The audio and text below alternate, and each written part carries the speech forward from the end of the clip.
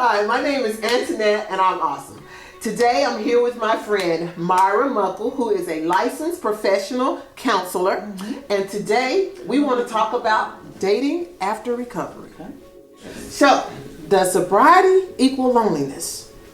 A lot of people think that initially because when you're in recovery, one of the major rules is you don't need to date. Right. Because it takes away from your recovery program. You need to focus on what you need to focus on, and that's being clean and sober. Right. I think it's all in perspective, how you look at it. Is this something you know you need to do and you're going to be working hard and you're going to be focused, so there's really no room for loneliness.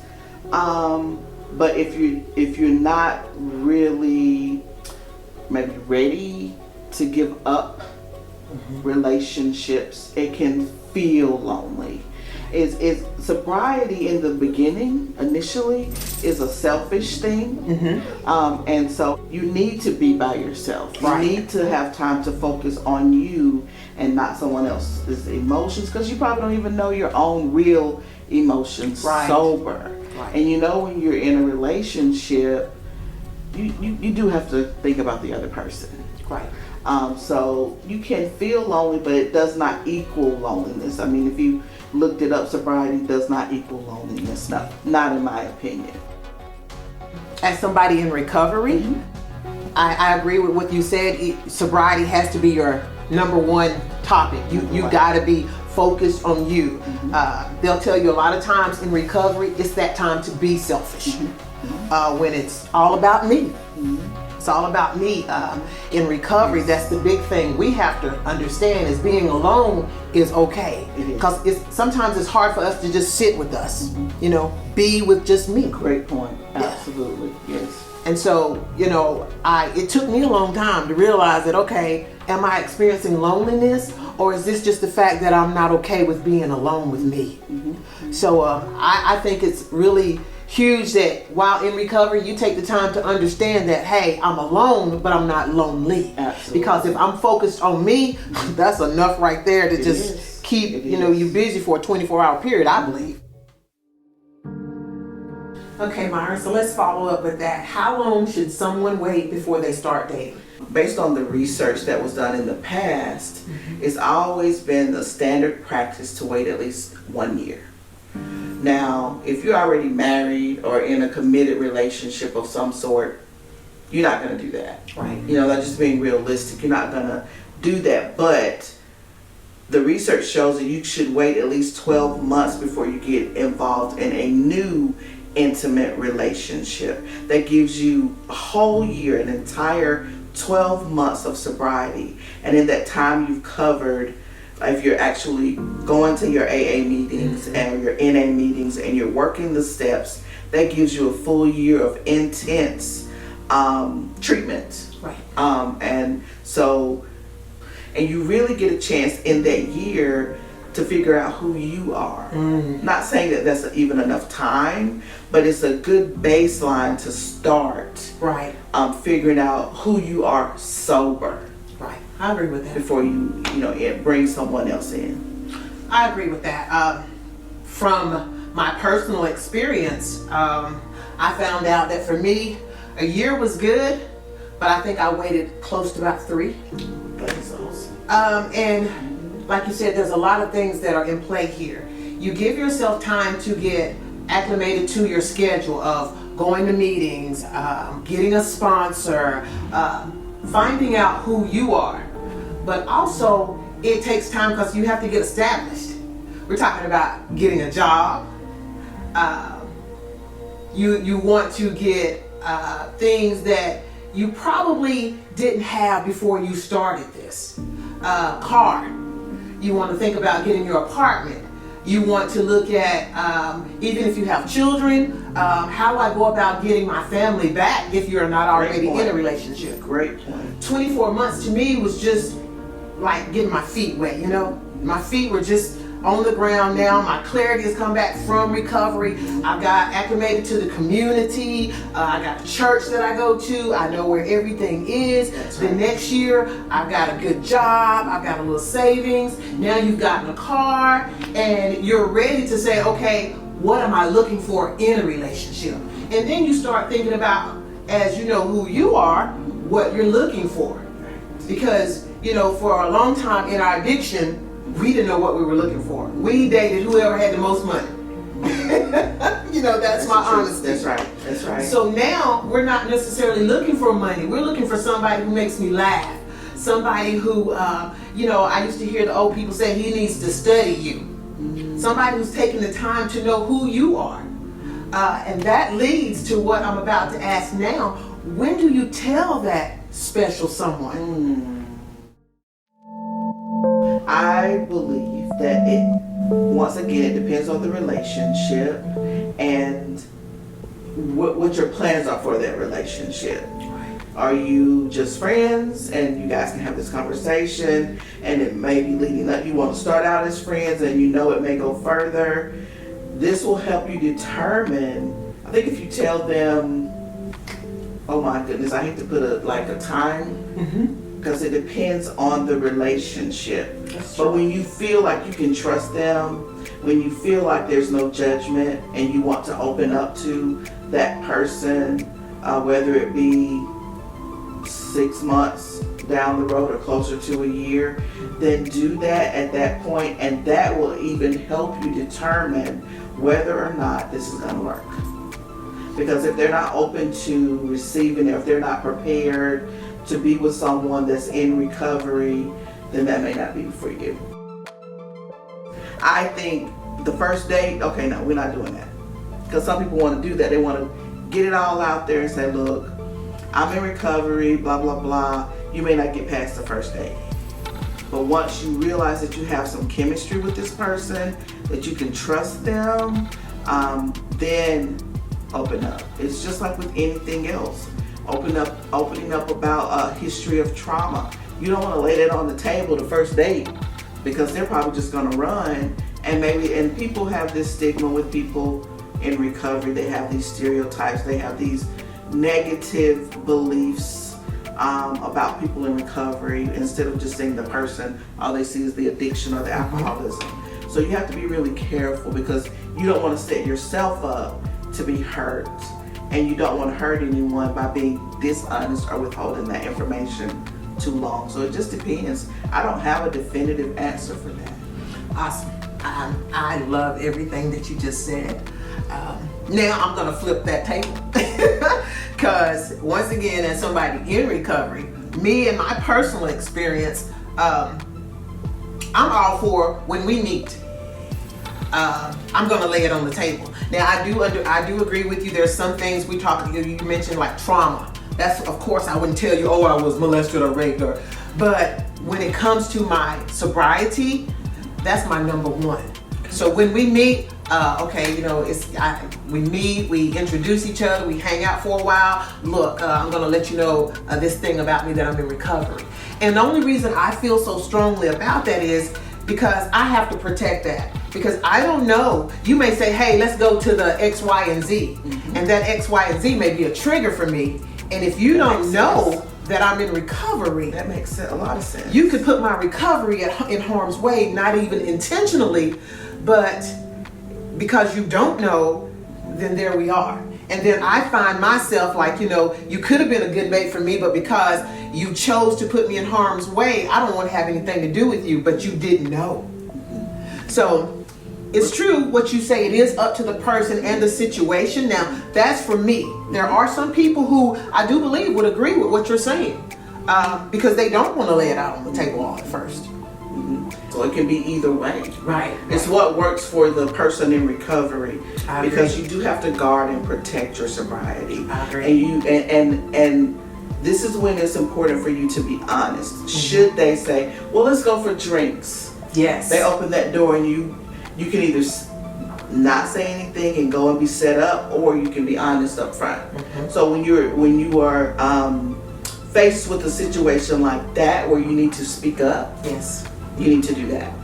I agree. It's about being honest with yourself as well. Absolutely. Because, you may not know me, but I know me. Exactly. And so I have to be honest with myself that, you know what, now is the time I better do this instead of just going with the program. I think they say go along to get along. Yes. Yeah, Yes. We have to be honest with ourselves. So you were saying revealing in about 6 months. What happens once you reveal it in 6 months and then that person says, why am I just finding out now? Good question. I just put that 6 months out there. That's not in stone. Okay. Even, I guess you could say that even after a month, why didn't you tell me this up front? Well, you're just getting to know people. In the very beginning, you wanted to take your time. I just wanted to take my time and see what you thought about it, and see, if you had any experience with someone in recovery before I actually revealed it. Not trying to lead you astray or give you the wrong message about me or even lie to you. But this is an important part of who I am. Right. So I'm protective of that space. I'm protective of my sobriety. So I just wanted to take my time. No disrespect. Okay, so now we're ready to tell them. How do you tell that special someone? Good question. These are really good. Making me think. How do you tell someone that you're in recovery?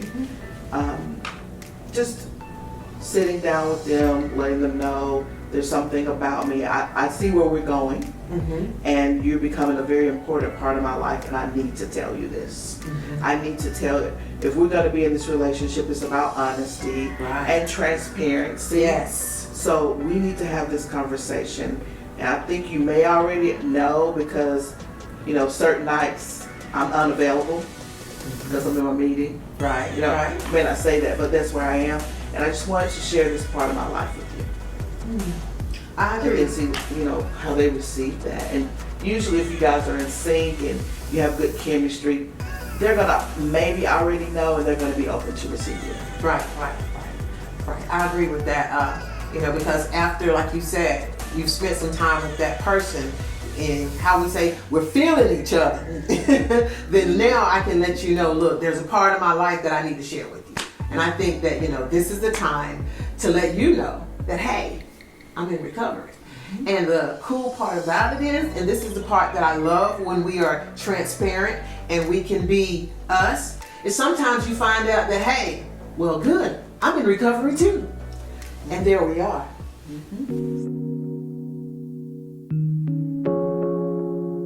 So we're in this relationship, and I've shared with you that I'm in recovery.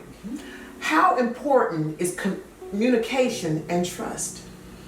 It's such a vital piece of building a relationship, especially when you're in recovery. Just think about in the past when you were in active addiction. There was probably no communicating and no trust. Right. And so you're restarting this whole thing. So it's new, kind of. And you have to, you've learned probably in the course of whatever time you've been in sobriety, whether it's been a year or whatever, and you've been talking about open communication, you've been talking about trust in your groups and in your meetings. Yes. So you understand now that I have to communicate with this person in order for them to trust me. Yes. There is an automatic worry button, I think, that gets pushed when you're dating someone in recovery. Yes. Because you're thinking, okay, when is it gonna be the next drink? When are they gonna take the next drink? When are they gonna take the next drug? What's gonna be the trigger? So what's gonna upset them that they may go use? So just having that open communication will make your significant other feel more secure. Yes. And then the trust will come. Communication is trust, in my opinion. Yes. I think you have to have both. Because it's hard to trust someone if they don't communicate with you. It just makes the whole entire relationship better. I agree with that. I think communication is very, very important on both parts, of course. But as someone in recovery, it is very important that we communicate not just what's going on with us, but our feelings. And I think that's what you were talking about. Our feelings as far as our mental health, our substance abuse. Hey, look, right now I need some space. I need some time. And in this communication, we have to learn to be true to ourselves. My favorite saying is, to thine own self, always be true. So if I feel that, look, too much, I need to be able to communicate that with my partner, my friend, in a way that is not to where to push them off, but understanding that, look, there's something else in play right now, and I need some time, or we just need to pump our brakes. And for me and a lot of people in recovery, we can communicate, and a lot of people think communication is kind of like what we're doing now, just talking. But in recovery, when we talk about communication, we're talking about the important factors. And I'm gonna go a little kind of, I don't want to say deep with this, but you got to talk about those things that kind of push you to the edge. Those things that, because we, like you said, we're going to our meetings, we're experiencing a lot of things, a lot of conversations are coming up, and we're learning a lot about ourselves as we go to these things. So we have to communicate to that partner, our loved one, what we're learning about ourselves as well. Because if not, it can take us down a road which is where I'm going to go with my next topic, the things that can lead us to relapse. So hey Myra, let's talk about the dating scene and all the things that can lead to relapse. What's your take? There's so much temptation out there. There are a lot of interesting people. Yes. There are a lot of very interesting places that you can go while you're dating, and those could be triggers for you, because maybe since you've been working your program, you've been in sobriety, you haven't really been out. You've been going to meetings, you've been going to church or whatever your religious practice is, you've been with your family, you haven't been going out. So now you're dating and you're meeting all these different people. Yes. And let's just be honest, no matter where you go, they're gonna have drinks. Yeah. They're gonna have alcohol. And in some spots, you go behind the bar, what you gonna get? Just being honest. And so there's so much temptation out there. So when you're dating, you have to be intentional. Yes. Yes. You have to be intentional about where you're going and being honest. This is where the communication comes in, about being honest with your partner. Okay, so this is a trigger for me. Right. This is a sensitive area for me. Like, I have some memories about this place that could be a trigger, and just being open about it. But also understand you cannot hide under a rock. Right. You can't do that, because that's not real life. Right. So you have to prepare yourself. If that means you got to get in some extra meetings, that's what you do. That means you have to call your sponsor, that's what you do. You gonna take all the safety precautions necessary to protect your sobriety. Dating is, and then the emotional part of dating. Yes.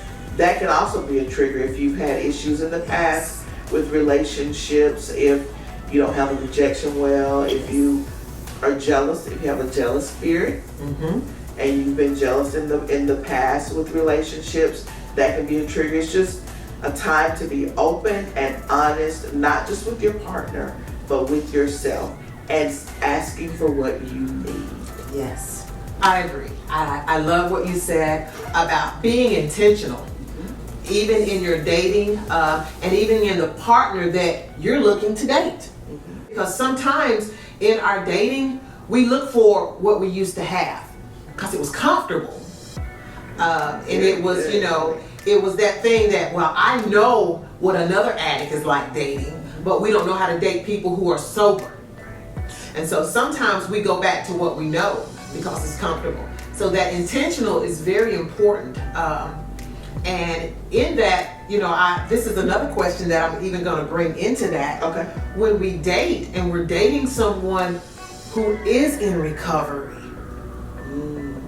so now we're talking about communication, emotions, triggers. We're both in recovery, like you said, and we're going to places that there's alcohol everywhere. The communication has to really be strong. We have to say, hey, you know what? We want to be seated back here, away from the bar. Yes. Yes. Very good. So that we're not tempted. We don't trigger each other just by being that close to the bar. And so we have to really be intentional in the partner that we're looking for. I believe that's very important. Dating people who are in recovery or sober. I've learned that that's a big trigger within itself, because a lot of times we look for that person that's in recovery when we're talking about intentionally, not just emotionally, but sexually. Because we all know, as far as women and men, that when we're in our addiction and we were dating people who were in their addiction, our sexual experiences were totally different than they were with those who are sober. So we really, really have to be intentional. That can be challenging. Yes. Because both of you, it depends on the length of time. Say you're new in recovery, you've been in recovery 2 years, and so you start dating someone that's been in recovery 10 years. Well, they'll be more supportive, and helping you stay focused, helping you stay the course.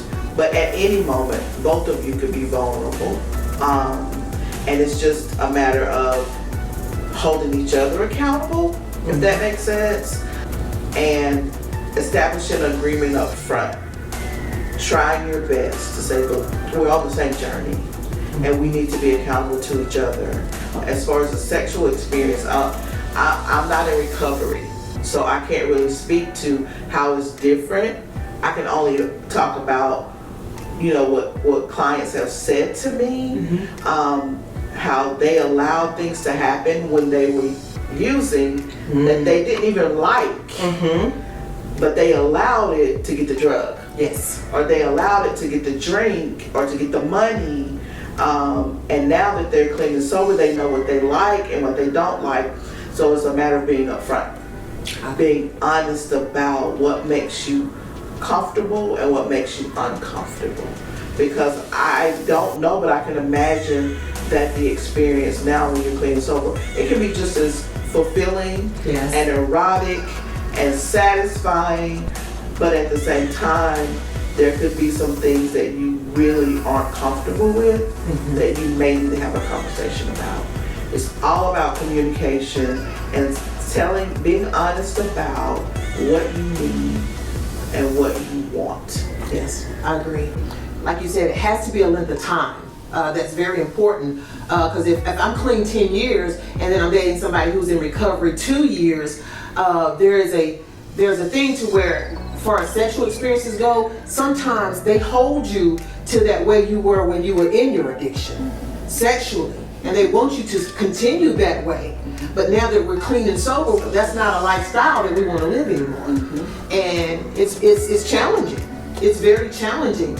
And so I know that when two people who are in recovery, if there isn't, like you said, a great distance of time between us, say you've got 5 years and I've got 8 years, now we both have some clean time as far as our mind is and what our sexual experiences is, knowing what we like sober. Yes. And so we don't look for that person to do the things that they used to do anymore. And I think that's very important, because there's a lot of people who may be listening to this video who say, well, I'm sober, so I don't know what that's like, and they sometimes don't even realize when they get with somebody who is in recovery that that's what they're doing. Exactly. They're asking you to be who you used to be. Exactly. And that's, that can lead us to relapse. Exactly.